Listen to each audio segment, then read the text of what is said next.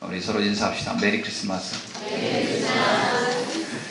요즘은 메리 크리스마스라는 인사를 자주 못 듣는 것 같아요. 그죠? 옛날엔 좀 많이 했는데, 오늘 여러분에게 행복한 크리스마스가 될 줄로 믿습니다.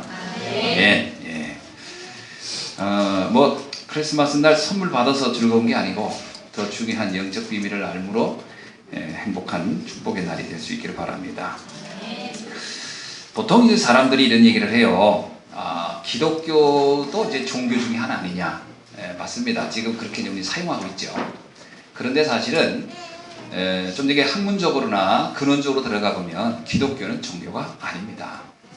이거 왜 무슨 말이 이런 얘기냐? 여러분 좀 처음 듣는 분도 계시겠지만 이건 제가 이렇게 만들어낸 얘기가 아니고 사실 이건 불교 쪽에서도 말하고 있는 얘기입니다. 기독교를 불교로 넣는 것 자체가 우리는 기분 나쁘다 이렇게 얘기하는 불교의 이론도 있어요. 왜냐? 원래 그 기독교를 종교라고 포함시킨 것은 정확히 말하면 언어적인 착각에서 나온 겁니다. 자, 현재 우리가 사용하고 있는 이 종교라는 단어 안에는 불교, 유교, 기독교를 다 포함한 말이라고 사용하고 있잖아요. 그러나 원래 그 19세기 말에 이 종교라는 말이 이제 아시아권에서 쓰고 있었습니다. 원래 이 말이 불교 용어거든요. 종교라는 단어 자체가 불교 용어입니다. 영국에서 상선들이 일본에 올 때 거기에 선교사들이 같이 왔어요. 이들이 와서 기독교를 뭐라고 했냐면 릴리전이라는 단어를 썼습니다. 여러분 잘 아시죠? 릴리전을 번역하면 그냥 종교로 번역하지만 원래 릴리전이라는 단어를 일본 사람들이 받았을 때 그거를 번역할 단어가 없었습니다. 그 단어가 없으니까 이들이 그냥 자기들이 통상적으로 쓰고 있는 단어인 종교라는 말로 그것을 그냥 번역을 해버린 거예요. 원래 종교라는 말 자체는 어디서 나온 거냐면은 근본적으로 말하면요, 부처의 근본이 되는 가르침이라는 뜻입니다. 종교의 원래 뜻이 부처의 근본이 된 가르침. 그건 중국의 북송시대에 영명선사라는 선수라는 사람이 있습니다. 이 영명선사라는 사람이 무슨 책을 썼냐면 종경록이라는 책을 썼는데 이 종경록의 그 100권이 되는 책입니다. 이 종경록에 종교지지라는 그 파트가 나와요. 이 종교지지라는 데에서 종교라는 말이 처음으로 사용한 겁니다. 그럼 이 종교라는 말이 뭐냐? 종이라는 말은 부처가 직접 설법에 놓은 것이 종자고요. 교는 이것을 알기 쉽게 강의한 것이다. 이런 뜻입니다. 그래서 종교라는 말은 불교의 전용적인 언어입니다. 이해되십니까? 원래가 종교가 중국의 불교 언어예요. 그런데 서양의 릴리전이라는 이 단어가 왔을 때 이것을 번역하려고 보니까 일본에는 이 말을 번역할 단어가 없었어요. 그래서 일본의 학자들이 그것을 그냥 불가에서 쓰고 있는 종교라는 엉뚱한 말로 번역을 해버린 겁니다. 그래서 지금도 불교에서 뭐라고 하냐면 기독교를 다른 말로 번역하라. 왜 종교란 말 속에 집어넣느냐 이렇게 말을 합니다. 사실은 불교에서도요. 실제 불교 학자들은. 그러면 영어의 릴리전이라는 어원은 어디서 왔느냐? 라틴어의 릴리지오라는 단어에서 왔습니다. 이 릴리지오라는 단어는 어떤 단어냐면 재결합하다라는 뜻입니다. 재결합하다. 그러면 기독교를 뭐라고 번역하면 되냐면 재결합한 사람들이라는 뜻입니다. 그러니까 종교라는 건 다르죠? 어원적으로 말하면. 그러면 이 재결합한 자라는 뜻은 어디서 나오냐면 사단에게 속아서 죄를 짓고 하나님을 떠난 인간이 그리스도를 통해서 다시 하나님을 만난 사람들이다 라는 뜻입니다. 그래서 릴리지온이라는 말은 다시 만난 사람들이라는 뜻이에요. 누구를 다시 만나요? 하나님을 다시 만난 사람들. 그럼 기독교를 어떻게 설명해야 되냐면 다시 만난 사람들이라고 해야 됩니다. 그래서 사실은 우리가 기독교를 종교로 넣어버리니까 어떤 문제가 있냐면 우리 기독교는 종교와 달라. 우리가 가르치는 내용은 달라라고 하니까 일반 종교인들이 왜 너희만 독특하냐? 왜 너희만 독선적이냐라고 하는 겁니다. 사실은 그게 독선적인 게 아니라 시작부터가 달랐어요. 근데 이게 이제 잘못해서 이런 단어 안에 기독교를 집어넣어서 사용했기 때문에 이런 오류가 생기고 문제가 생긴 것이죠.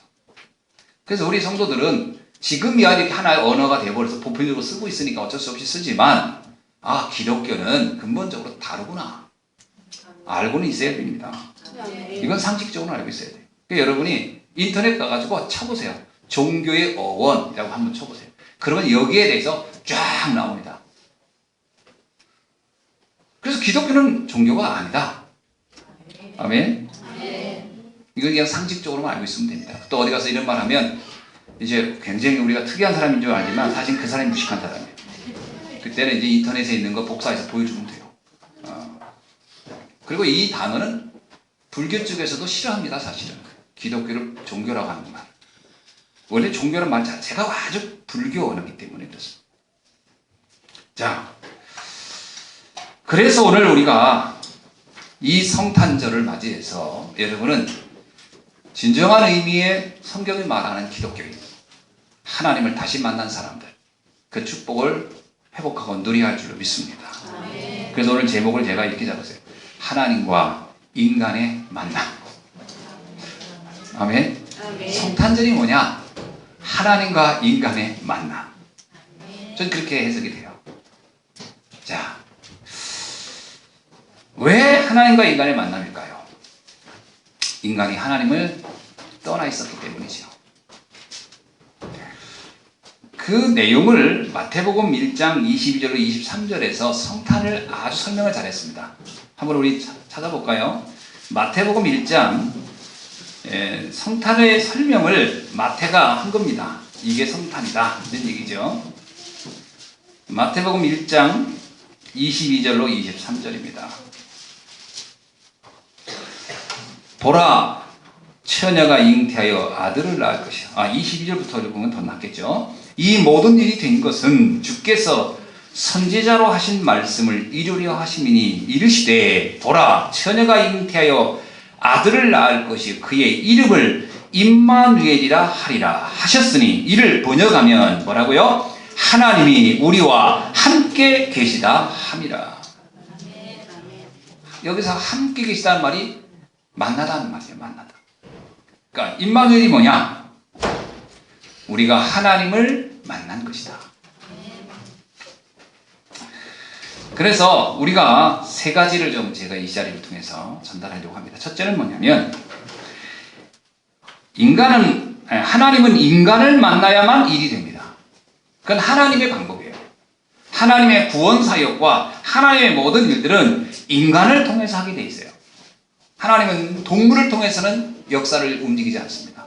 아무리 똑똑한 개도 개를 통해서는 역사를 움직이지 않아요. 하나님은 인간을 통하여서 하나님의 일을 하시고, 인간은 하나님을 만나야 참된 삶이 회복됩니다. 이게 우리가 알아야 첫 번째 내용이에요. 여러분, 어제 성탄 축하의 밤 잘 보내셨어요? 예, 어제 한 30여 분이 이렇게 참석하셔서 너무너무 감사했습니다. 어제 우리 한 성도님이 오늘 세례를 받는 분이시죠. 간증을 하는 시간이 있었습니다. 아마 여러분들이 간증을 들어보셔서 아셨을 겁니다. 내용은 이런 거였죠. 부유한 가정에서 처음에 태어나서 남부러울 거 없이 살았는데, 어느 날부터 자신에게 이상한 문제가 나타나기 시작했다는 얘기였죠. 그래서 환청. 그리고 저는 그런 경험이 없습니다. 저는 딱 경험이 한 게 하나 있는데, 약간 목류증 비슷한 경험 안 되겠어요. 그건 제가 초등학교 때 있었던 것 같아요. 근데 딱 한 번 경험하고 그 위에는 뭐 그런 경험을 한 적이 없습니다. 그래서 목류증 얘기하면 전 이해가 돼요. 아마 그럴 것이다. 제가 밤에 자는데 할머니가 부르는 거예요. 저희 외할머니가 같이 사는데, 그 할머니하고 자는데, 근데 이제 낮이라고 생각되는 거예요. 밤에 자다가. 나보고 이렇게 그 벽에 걸려 있는 모자를 가지고 좀 나오라 하더라. 꿈에. 근데 제가 모르게 벌떡 일어나서 그 모자를 들고 나갔어요. 그건 진짜 나간 거지, 들고. 그리고 문 열고 딱 나갔더니 그때 겨울이었는데 찬바람이 샥 불더라고요. 그 정신이 번쩍 드는 거예요. 그 모자를 따고 내가 왜 서 있지? 그 꿈을 현실화시킨 거죠. 우리 할머니가 놀래가지고 주무시다가 이런 걸 목류증이라고 하는 거, 그때 초등학교 때 한번 경험해봤는데 그 이후에 뭐 이런 전 경험은 없습니다. 그 이후에 또 신병으로 고통당하고 했던 이야기를 어저께 들으셨을 겁니다. 어느 날 자신도 모르는 문제로 와서 완전히 인생이 무너졌다는 얘기예요. 그리고 또 한 가지는 여러 가지 몸부림을 쳤는데 그 문제가 해결되지 않던 어느 날 복음을 듣고 나서, 그것도 얼마 안 돼서 복음을 듣고 나서 모든 것이 회복됐다는 얘기를 여러분은 어제 들으셨을 겁니다. 아멘. 저는 그 이야기를 들으면서 우리 그 성도님에게만 해당된 특별한 사건이 아니라고 보는 거죠. 왜냐하면 제가 이런 경우를 너무 많이 봤기 때문입니다. 오늘 이 자리가 여러분에게 인생의 운명을 바꾸는 전환점이 시작이 되는 날이 되기를 바랍니다. 아멘. 사람은요, 어느 날 자신도 모르게 오는 재앙 앞에서는 속수무책입니다. 그땐 돈도 건강도 그 어떤 것도 의미가 없어요. 어느 날 전혀 생각지 않게 인간의 힘으로 막을 수 없는 재앙이 밀려올 때 인간은 그때 절망하게 되는 것이죠.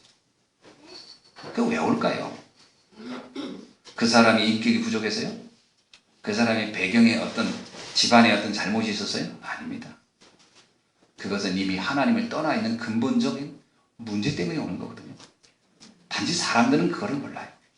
그래서 뭐라고 얘기하냐면 내 운명이, 내 사주가, 내 팔자가, 그래서 운명사주 팔자라는 말을 입에 달고 사는 겁니다.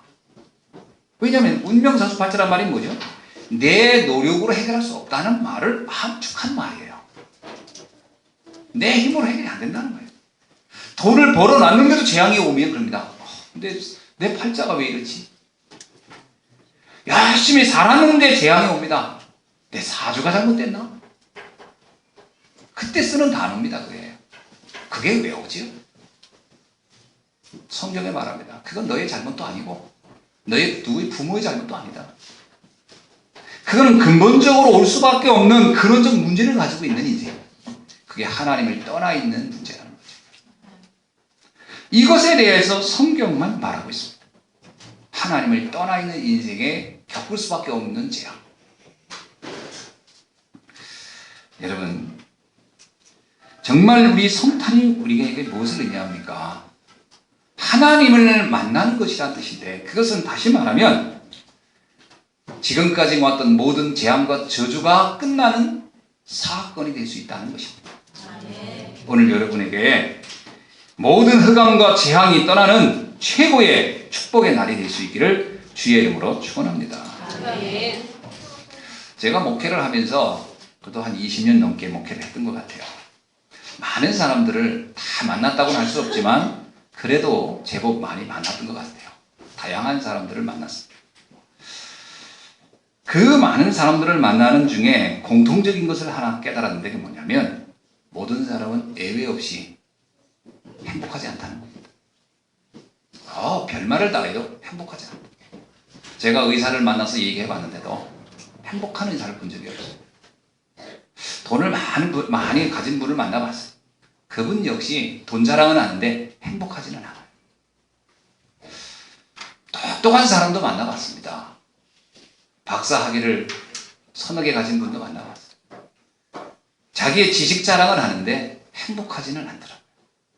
여러분, 인간은 하나님을 떠나 있는 한 절대로 행복해질 수 없는 존재입니다.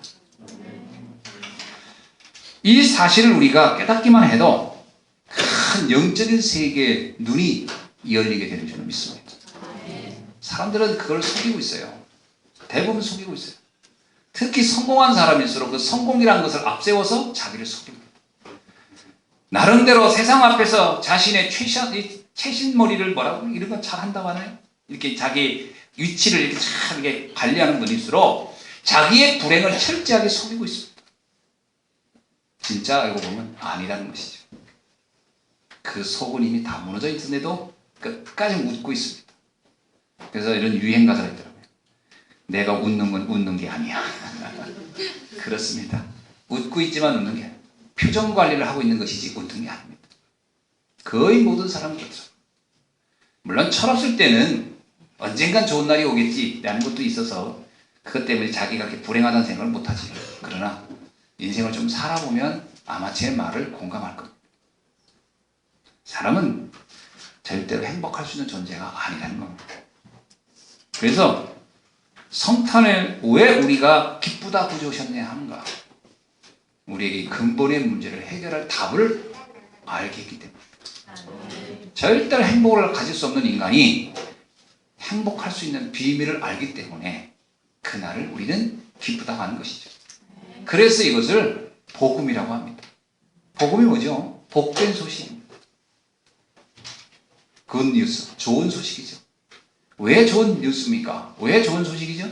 우리 인생이 절대로 해결할 수 없고 벗어날 수 없는 그 문제에서 벗어날 수 있는 길이 열린 날이기 때문에 오늘 여러분의 인생에 최고의 행복, 최고의 축복의 날이 되기를 주의 이름으로 축원합니다. 그래서 하나님을 만나야 돼요. 성경에서는 하나님을 만난 사람들을 이렇게 말합니다. 어느 날 요셉이라는 사람이 노예로 팔려갔어요.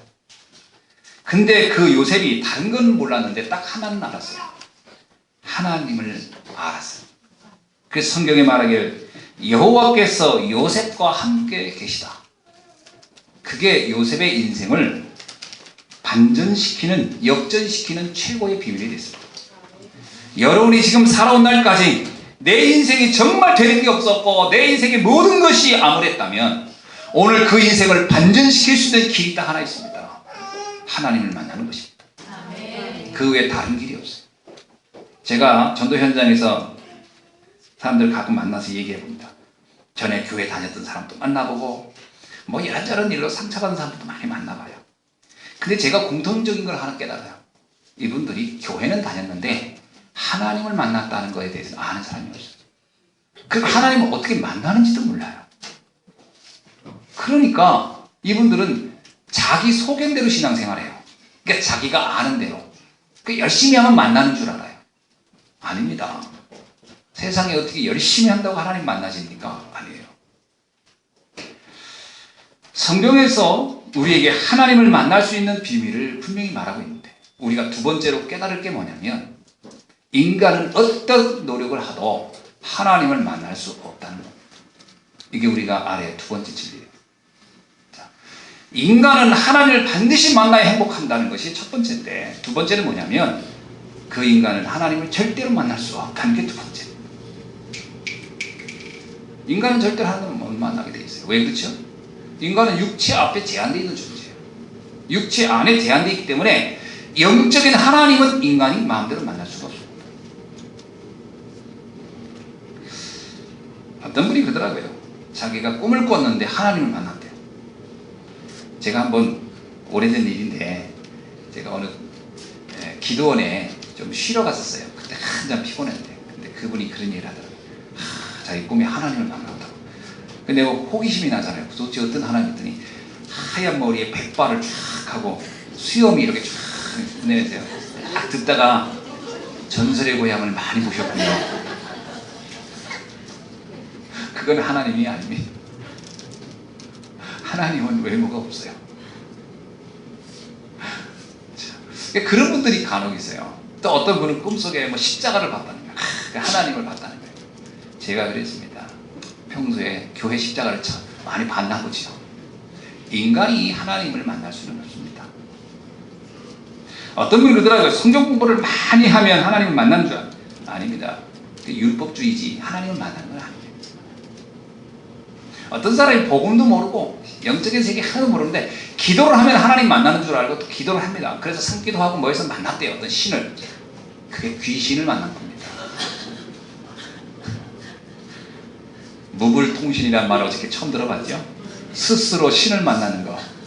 그게 귀신 만나는 겁니다. 무당들이 하는 것이죠. 신을 만난다. 그 신은 귀신을 말하는 겁니다. 하나님을 그렇게 만날 수가 없어요. 여러분, 만약에 어떤 사람이 밤에 꿈을 꿨는데 하나님이 나타났다. 그래서 하나님이 나타나서 자기에게 어떤 신비한 힘을 줘서 뭔가가 나았다. 좋겠어요? 안 좋겠어요? 문제를 해결했어요. 좋겠죠? 더 큰 불행의 시작입니다. 그날부터 그 사람은 그 꿈에 매여서 평생 삽니다. 벗어나지 못합니다. 꿈조차 살다가 합니다. 망합니다. 이게 재앙의 시작입니다. 하나님을 그렇게 만나는 게 아니에요. 그래서 제가 그런 분들이 의외로 많아요. 기독교인들 안에도. 그래서 제가 참 이런 말 하긴 뭐하겠는데, 야, 정말 신학을 몰라도 너무 모르고 성경을 몰라도 너무 모르고 그건 그냥 자기 생각이지. 어떻게 신학이 자기 생각대로 합니까? 사사기에 나오면 사사기의 가장 큰 재앙의 원인을 뭐라고 하죠? 여러분 사사기 읽어봤습니까? 구약에? 그게 보면 지 소견대로 믿다가 다 망하는 거예요. 신앙은 지 소견대로 하는 게 아닙니다.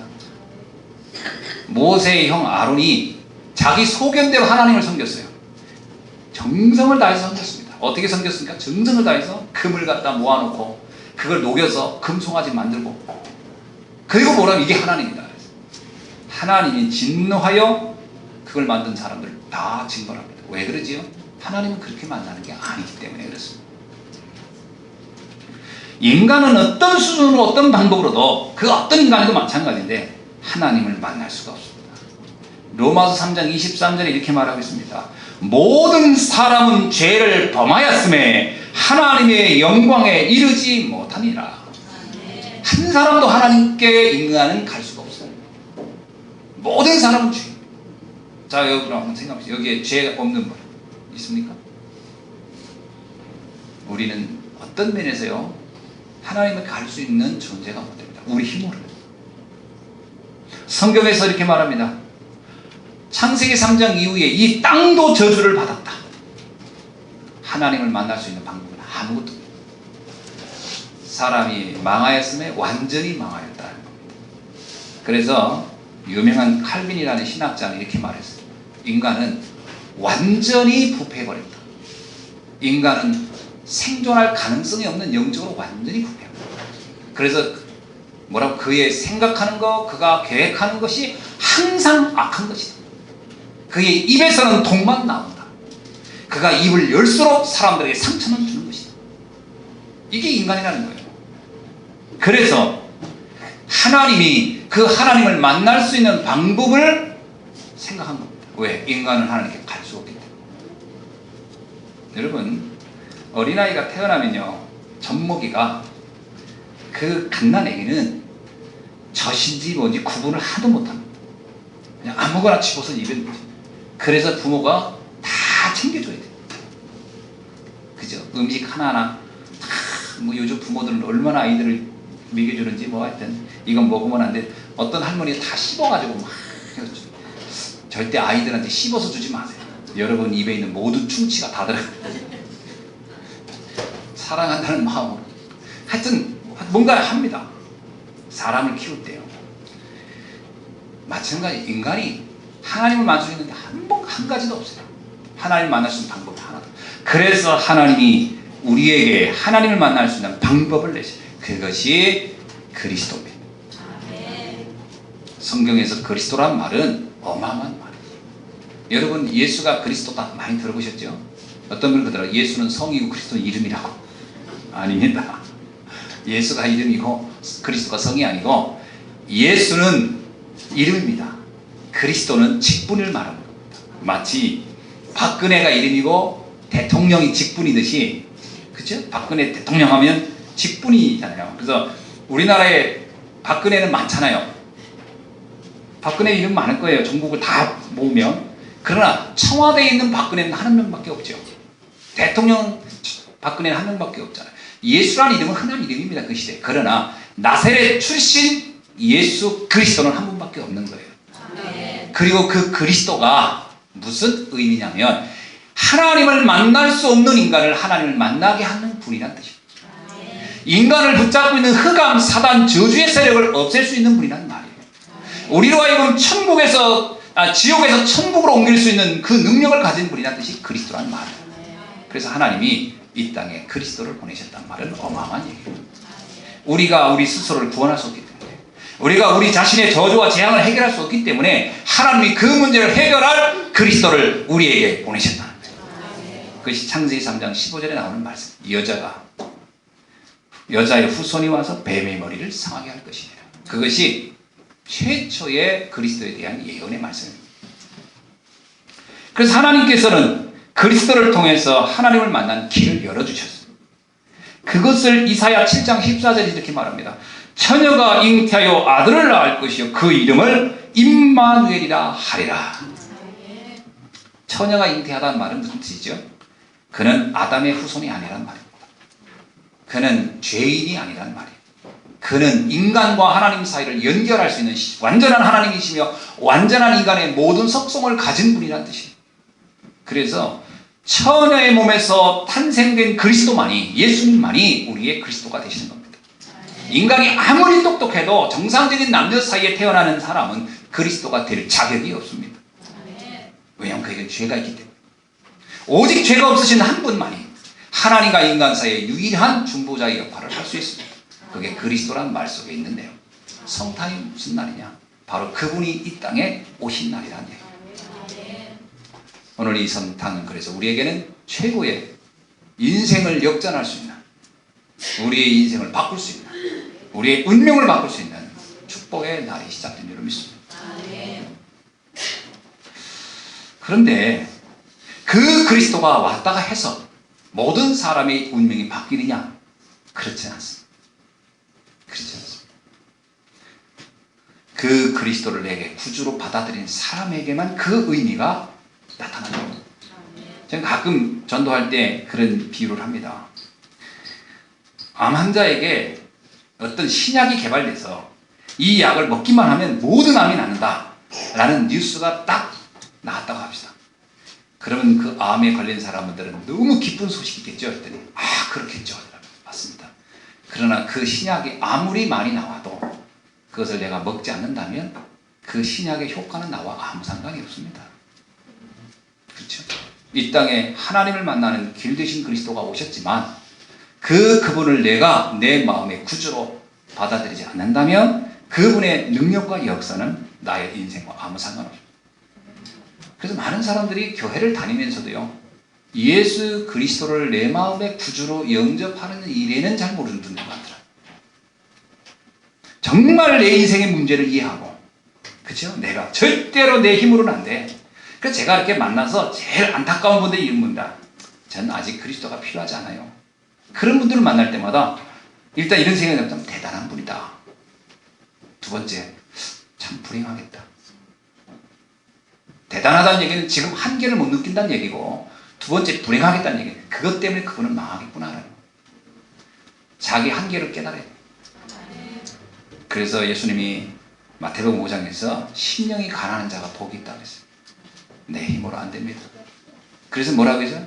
누가 의원을 필요로 하느냐? 내가 죄인이라고, 내가 병자라고 인정해야 의원이 필요하지 않겠느냐?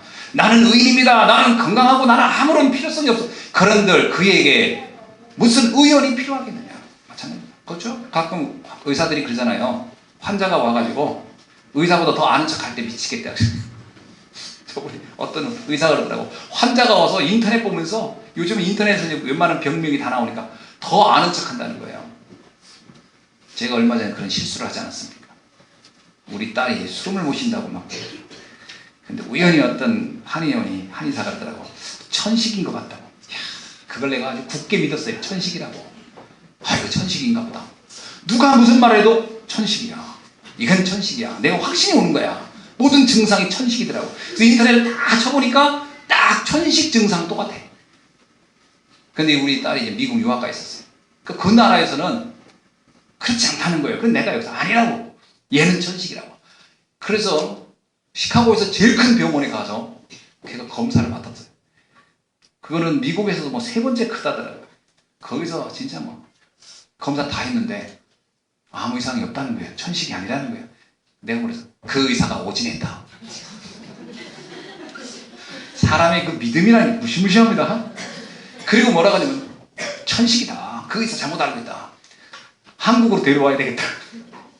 오진하니까. 그쪽에서 뭐라고 하냐면 공황장애인 것 같다. 안 믿어지는 거예요. 그래서 한국에 와서 여러 곳에 가서 확인해 보니까 공황장애래. 사람이 뭔가 잘못 알면요, 여기에 빠져버립니다. 여러분, 우리가 예수 그리스도를 내 마음의 구주로 받아들이지 않으면 알고 있는 것 가지고는 아무 의미가 없습니다. 그 대부분 잘못하는 경우가 대부분. 제가 만나보면은 다 나름대로 어떤 확신도 있어요. 어떤 믿음도 있어요. 어떤 경우는 그 믿음이 너무 견고해. 그래가지고 아무 말도 안 들어가. 난 이대로 된다는 거예요. 막 교회 한 번도 안 빠지고 11조 많이 했고 막 새벽기도도 하고 했니 난 구원 받을 거라는 그 믿음이 얼마나 견고한지 예수님을 내 마음의 구주로 영접해 구원받습니다 말해도 안 믿어요. 죽어도 안 믿어요. 할 말이 없더라고요. 성경에 뭐라고 나옵니까? 로마서 1장 16절에 복음은 모든 믿는 자에게 구원을 주시는 하나님의 능력이 됨이니라. 고린도전서 2장 5절에서는 너희의 믿음이 사람의 지혜에 있지 아니하고 다만 하나님의 능력에 있게 하려 함이니라. 베드로전서 1장 9절은 믿음이 곧 영혼 구원을 받음이니라. 요한복음 1장 12절에 영접하는 자 그의 이름을 믿는 자들에게는 하나님의 자녀가 되는 권세를 주셨느니라. 요한복음 5장 24절에 이 말은 내 말을 듣고 또 나 보내신 이를 믿는 자는 영생을 얻었고 심판에 이르지 아니하나니 사망에서 생명으로 옮겼느니라. 예수가 우리 인생의 유일한 구원자라는 사실을 믿고 내 마음의 구주로 받아들일 때만이 우리의 인생의 모든 저주가 단번에 영원히 끝난다고 성경은 분명히 약속하고 있어요. 그 사실을 기독교인들도 잘 안 믿더라고요. 자꾸 뭔가를 해야 된다는 거예요. 나쁜 건 아닙니다. 사람이 착하게 살고 열심히 살고 성실하게 사는 건 절대 나쁜 게 아니죠. 그건 좋은 겁니다. 그러나 그것이 가지고 있는 한계와 힘을 몰라요. 그건 우리 인간관계 사이에 반드시 필요한 거지만 하나님과 인간 사이엔 그것으로는 아무것도 할 수 있는 게 없어요. 구원은 오직 믿음으로만 되는 겁니다. 그건 하나님이 정하신 방법이에요. 그것은 사람의 지혜가 아니고요. 하나님이 정하신 능력의 방법입니다. 여러분 로마서 10장 9절에서 10절에서 말합니다. 네가 만일 네 입으로 예수를 주로 시인하며 또 하나님께서 그를 죽은 자 가운데서 살리신 것을 내 마음에 믿으면 구원을 얻으리니 사람이 마음으로 믿어 의에 이르고 입으로 시인하여 구원에 이르느니라. 오늘 우리가 예수 그리스도를 내 마음의 구주로 받아들여야 그 중요한 영접의 날이 모든 분들이 다시 한번 되어지고 확인되어지는 날이 되기를 주의 이름으로 축원합니다. 세 번째는 우리가 꼭 알아야 될 게 있어요. 그게 뭐냐면 임마누엘의 하나님의 축복을 누리는 것입니다. 사람들이 이 축복을 알고도 이 축복의 가치와 중요성을 너무 소홀히 하는 경향이 있어요. 그래서 이 축복을 알고 축복의 삶을 실제로 살지를 못해요. 마치 뭐가 가냐면 돈을 엄청 가지고 있으면서 굶주리고 있는 사람과 비슷합니다. 어떤 사람이 영국에서 미국 가는 대서양 횡단하는 배를 탔다고 하잖아요. 그 유명한 예화 아닙니까? 탔는데 배를 탈 때 이미 그 뱃삭에는 식사비와 잠자리와 모든 게 다 포함된 걸 냈는데 이 친구는 그걸 몰랐던 거예요. 그래서 배를 타고 대서양을 가는 동안에 내내 굶었대. 돈이 없어서 있는 돈 다 해서 이제 그 뱃삭을 냈기 때문에 그 안에서 식사 때마다 막 이렇게 식사 제공하는 걸 몰랐죠. 제가 처음에 비행기 탔을 때 비행기에서 뭐 주더라고. 근데 혼자 저걸 돈 내고 먹어야 되나? 그냥 먹어도 되는 건가? 근데 보니까 사람들이 그냥 막 다 받아. 돈 안 없이 다 받아. 처음에 제가 해외여행 갈 때입니다. 아, 저거는 그냥 먹는 거구나. 속으로 그 말이 맞구나. 먹어도 된다는 말이 맞구나. 얘기는 듣고 갔는데 저건 진짜 그냥 먹는 거구나. 지금은 더 달라고 합니다. 왜냐하면 내 비행사기엔 그게 다 포함되어 있는 거예요. 이미 우리가 받은 구원 안에는 우리가 누려야 할 모든 축복은 담겨져 있는 줄 믿습니다. 이것을 얼마나 누리느냐가 중요해요. 이 방법이 성령 충만입니다. 성령 충만이라는 말은 하나님을 충만하게 누리라는 얘기예요. 이 축복을 사실적으로 믿으라는 얘기입니다. 오늘 여러분 이 시간 정말 예수가 그리스도라는 사실 안에 인간의 모든 저주와 재앙이 끝났다는 사실을 여러분이 정말 믿으시길 주의 이름으로 축원합니다. 그래서 오늘 읽어드린 그 누가복음에 여러분이 그런 말씀이 있잖아요. 여러분이 잘 아시는 말씀이죠. 지극히 높은 곳에서는 하나님께 영광이요 땅에서는 하나님이 기뻐하신 사람들의 중에 평화로다. 이게 무슨 얘기죠? 하나님의 영광 중에 영광인 그리스도가 이 땅에 왔다는 겁니다. 그래서 우리가 그 그리스도를 실제로 내 마음의 구주로 받아들이면 내 인생에 영원한 평화가 임한다는 사실입니다. 그래서 요한복음 14장 27절에 이렇게 말합니다. 나의 평화를 너희에게 주노라. 내가 너희에게 주는 것은 세상이 주는 것과 같지 아니하니 너희는 마음에 근심도 하지 말고 두려워하지도 말라. 여러분이 정말로 예수 그리스도를 마음의 구주로 영접했다면 근심할 것도 없고 두려워할 것도 없습니다. 왜냐하면 지금 나에게 어떤 문제가 온다면 그것은 도리어 축복의 발판이 될 것이고 응답의 시작이 될 것이고 더 큰 하나님의 계획을 이루는 사건이 될 것이기 때문입니다. 요셉은 복음을 알았어요. 그러나 그가 노예로 갔습니다. 그는 사람들이 보기에 예수 믿고 하나님 믿고 왜 저렇게 일이 안 되냐라고 손가락질 할지 모르지만 그것은 요셉에게 있어서 새로운 시작, 축복의 시작이었습니다. 그가 부모님과 함께 양이나 치고 있었으면 그의 인생에는 아무런 전환점이 이루어지지 않을 것인데 그가 노예로 갔음으로 인해서 그는 거기서 경제라는 것을 배웁니다. 그리고 억울한 누명을 속 감옥에 가서 그는 정치인들을 만나면서 정치가 뭔지를 압니다. 그의 나이 30이 됐을 때 그는 애굽의 총리가 됩니다.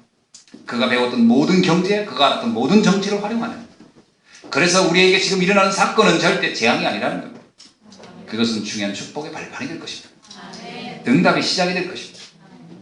이것을 여러분이 믿고 누리시길 주여 축원합니다. 이것을 성령 충만이라고 하는 겁니다.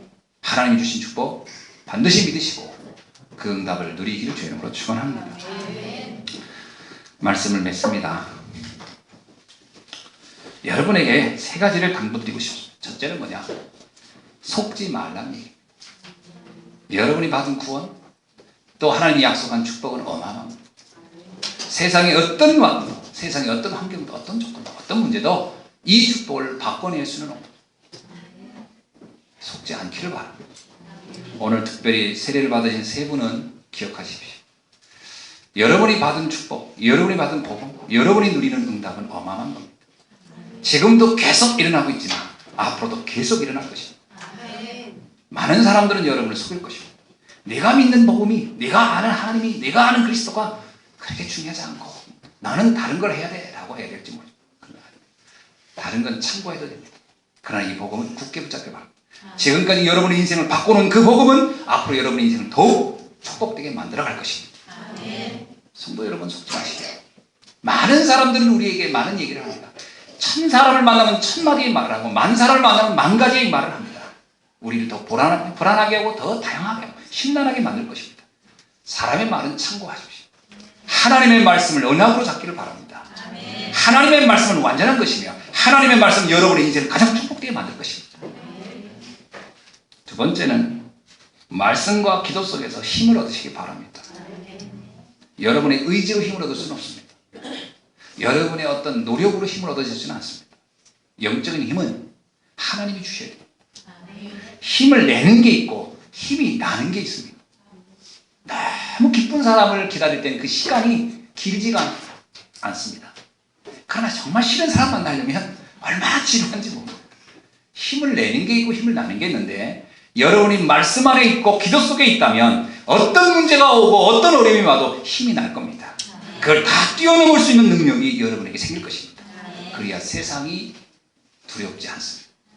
세상을 두려워하지도 말고 부러워하지도 말고 세상을 경멸하지도 마십시오. 세상을 살리는 여러분 되기를 주의 이름으로 축원합니다. 세상은 살려야 할 대상이지 부러움의 대상이 되면 망합니다. 세상을 두려워해도 망합니다. 세상을 살리는 여러분 되기를 바랍니다.